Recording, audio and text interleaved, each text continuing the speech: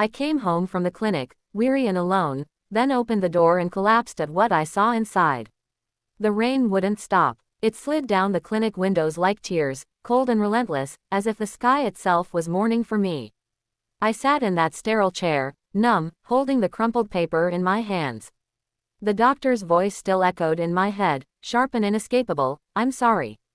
The treatment didn't work the way we hoped. We'll have to prepare for harder days ahead." Harder days. As if the ones behind me hadn't already stripped me raw. My body ached with exhaustion, my chest tight from holding back sobs. Walking home felt like dragging chains across pavement, each step heavier than the last. I had no one beside me, not a hand to hold, not a shoulder to lean on. My husband had left months ago, unable to face the uncertainty of my illness. My family lived too far, their love distant but strained by their own burdens. And my friends, well, sickness has a way of thinning crowds. When I reached my front door, I gripped the knob with trembling hands. The house was supposed to be my safe place, my quiet retreat, but as I pushed the door open, I froze.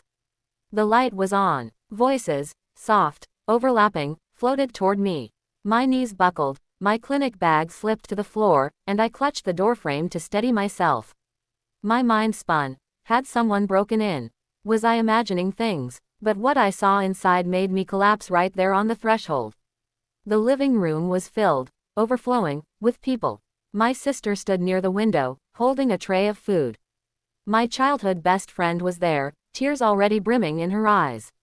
Even neighbors I barely spoke to had gathered, their faces painted with warmth and concern. Candles flickered on the table, blankets were draped across the couch, and a banner stretched awkwardly across the wall, "Welcome home, we love you." For a moment, I couldn't breathe. My body trembled as the weight of loneliness I'd been carrying cracked open.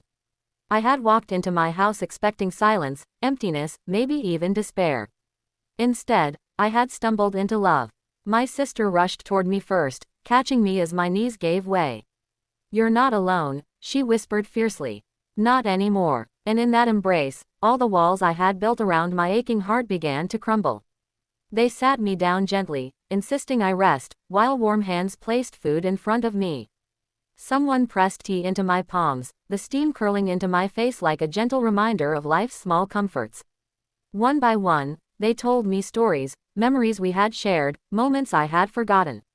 My friend recounted the time I had stayed up all night with her during her divorce, refusing to leave her side. My neighbor reminded me of the day I helped carry groceries when her husband was sick. All these fragments of kindness, pieces I had given away without thought, had somehow woven together into this moment. The tears I had fought so hard to bury finally spilled, streaming down my cheeks, but this time they weren't born of despair. They were born of relief. For the first time in months, maybe years, I felt held. The night stretched on, filled with laughter, tears, and quiet reassurances. We didn't talk much about my diagnosis, not directly, but their presence screamed louder than any words, "We will walk this road with you." And as I sat among them, wrapped in blankets and love, I realized something powerful. Suffering isolates, but it also reveals. It shows you who truly matters, who will stand in the storm when others flee. I had thought I was utterly alone, abandoned in my hardest battle. But the truth was that love had been waiting, quietly gathering, ready to catch me when I fell. The next weeks weren't easy. There were days when the pain gripped me so tightly I couldn't get out of bed.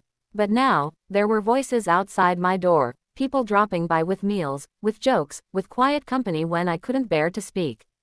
And on the worst days, I remembered that night, that moment when I walked into a house I thought would echo with emptiness, only to find it overflowing with love.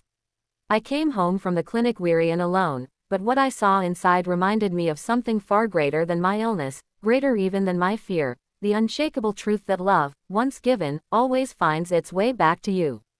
And with that truth, I found strength, not just to survive, but to live.